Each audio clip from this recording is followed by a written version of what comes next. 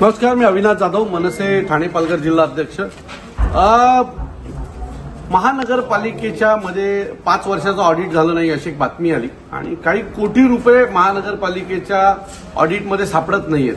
तर त्याच्या बाबतीत आम्ही विविध प्रकारच्या आमच्याकडनं ज्या काही गोष्टी घडल्या त्याची चौकशी करतोच आहे।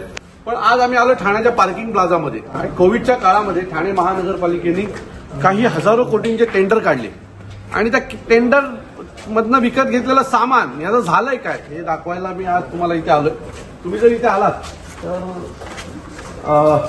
हे बघा, हे बेड आहेत आणि बाकीच्या गोष्टी मागवल्या आहेत, गाद्या आहेत, अनेक गोष्टी प्रचंड मोठ्या प्रमाणात या इथे आणलेल्या आहेत आणि त्याचं काही झालेलं नाही। नवीन कोऱ्या आहेत, म्हणजे त्यांना हातही कोणी लावलेला नाहीये। त्याची संख्या किती आहे जर तुम्हाला बघायचं असेल तर मला असं वाटतं की तुम्ही इथे बघा, म्हणजे तुम्हाला ती संख्या कळेल काय किती मोठ्या प्रमाणात कप्पेच्या कप्पे भरलेले आहेत आणि या गोष्टी केलेल्या आहेत। तुम्ही जर अजून थोडं पुढे आला तर काही कोठींच्या मशिनरी ज्या असतात, आपण ज्याला म्हणतो ना स्कॅनर मशीन आणि बाकीच्या मशिनरी ज्या खूप महाग असतात, त्या मशिनरीज बघा किती मोठ्या प्रमाणात आहेत आणि त्यांना कोणी हात लावत नाहीये, काय नाहीये, पडून आहे त्या सगळ्या, त्याला कोणी वाली नाहीये। हे ठाणे महानगरपालिकेने कोविडच्या काळात मागवलेलं सामान आहे जे डॉक्टर वापरतात, त्याची परिस्थिती बघा काय। हे बघा, ते बॉक्स बघा,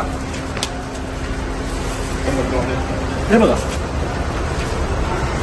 हे ते सगळं सामान आहे आणि कशा प्रकारे पडलंय म्हणजे त्याची निगा बघा काय राखली जाते कशा प्रकारे। बॉक्स जे काही कोटीचं सामान आहे जे टेंडरमध्ये मागवलं गेलं होतं आणि ते कसं पडलंय जर तुम्ही नीट बघितलं तर तुम्हाला कळेल की याची परिस्थिती काय आणि ठाणे महानगरपालिका नक्की करते का आमच्या बरोबर हे इथे आल्यावर कळलं। हे कोविडच्या काळात मागवलेलं सामान आहे, हे बघा,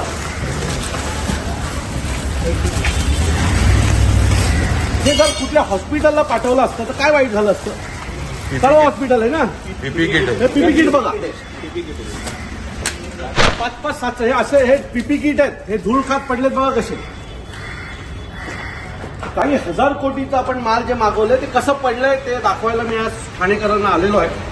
अजून वरती बरंच काय तुम्हाला दाखवतो, चला।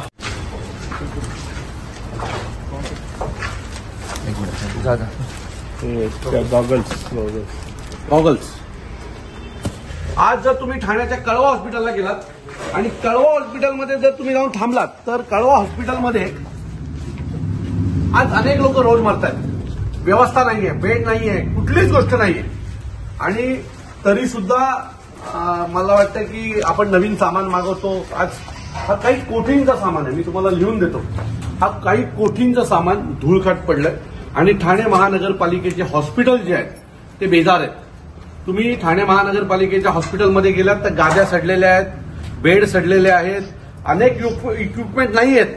परंतु इथे जर तुम्ही बघाल तर ही एक मशीन 8-10 लाखाची आहे आणि ती मला वाटतं किमान जर इथे नीट बघितलं ना आम्ही लोकांनी तर किमान एक 200 पीस आहेत इथे पडलेले, एक 200 पीस आहे। म्हणजे हा जर सगळा माल पकडला तर तो काही कोठींचा माल जर इथे सडक पडला असेल आणि ठाणेकरांना जिथे गरज आहे अशा ठिकाणी मिळत नसेल तर मला असं वाटतं की नक्की हा भ्रष्टाचार कशासाठी झाला होता।